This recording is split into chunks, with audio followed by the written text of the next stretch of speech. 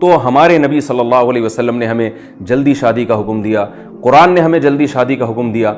आप Valentine day जरूर मनाएं, निकाह करके लड़की से, दोस्तियां लगा के आप वैलेंटाइन डे नहीं मनाएं।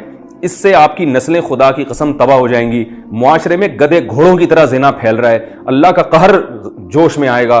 कुरान मजीद में अल्लाह के अल्फाज देखिए, इन्नल्लज़ीना युहिब्बूना अन तशिअल फाहिशतु फिल्लज़ीना आमनू लहुम अज़ाबुन अलीमुन फिद दुनिया वल आखिरा। जो लोग भी मुआशरे में बेहयाई फैलाना चाहते हैं, अल्लाह ताला फरमाते हैं उनके लिए दुनिया में भी दर्दनाक अजाब है, आखिरत में भी। आखिरत का अजाब तो जहन्नम की आग है, और दुनिया का अजाब, अगर कोई जिना करता है तो उसकी सजा कोड़े है, रजम है, जो इस्लामी हुकूमत का काम है कि वो दे। हुकूमत ये काम नहीं करती तो आखिरत में तो अल्लाह सजा देगा। और जानी को और ये लड़कियों से दोस्तियां लगाने वालों को एक सजा अल्लाह दुनिया में दे देते हैं, वो है इनकी जिंदगी से पाकीज़गी छीन लेते हैं।